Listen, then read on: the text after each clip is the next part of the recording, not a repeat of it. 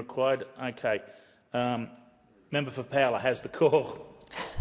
Thank you, Deputy Speaker. I ask leave of the House to move amendments 1 and 2 as circulated in my name together. Is leave granted? Leave is granted. Thank you, Minister. Thank you, Deputy Speaker. My connection to journalism is— I just need you to move that the amendments— I move amendments 1 and 2 as circulated in my name together. The honourable member for Fowler has the call.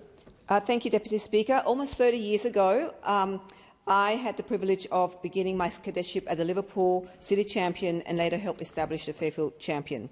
So the connection to journalism for me is quite a personal one. That work taught me the values of local and grassroots journalism. The stories that matter most to people are often not the ones that reach national television or dominate the headlines. There are the stories about a dangerous intersection, a struggling family business, or a community group, a sporting group awards night, or a local Rotary Club activity. Those are the ordinary and extraordinary stories of communities like mine. Stories that connected our local residents to what's happening in their area, or to individuals and organisations serving the local area. And they deserve to be told by the people who is part of the community and grew up in the community. Neither the Liverpool champion or the Fairfield City champion exists anymore. Like too many local papers, they were priced out and swallowed up by social media giants and, of course, the bigger players.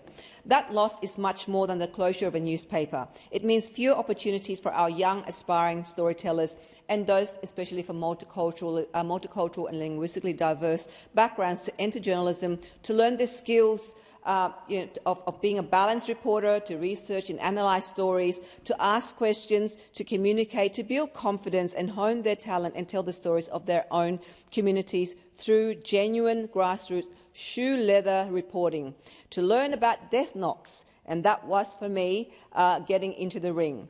For my community, this matters enormously, rich in languages, cultures, experiences and perspectives. Those stories are Australian stories. They are the Australian story. But they do not make it onto our social media feeds, let alone to the top of a search engine. The loudest voices are heard, the largest organisations are seen, and those with the deepest pockets. Meanwhile, small, local, regional, multicultural and independent outlets are shouting into the void and left to fend for themselves. I can see the intention of this proposed legislation to change that, and I'm realistic about what these bills before us can and cannot do. They cannot revive every outlet, newsroom or cadetship that has already been lost. But I have hope that they can support resilient local journalists and independent news organisations that are still hanging on. They can give the next generation of aspiring voices, whether in a rural community or in a diverse community like Fowler, an opportunity to tell their community's stories. But if this scheme is to strengthen media diversity, we must ensure smaller players are not again swallowed up or edged out by the largest ones. So I have moved a very simple amendment.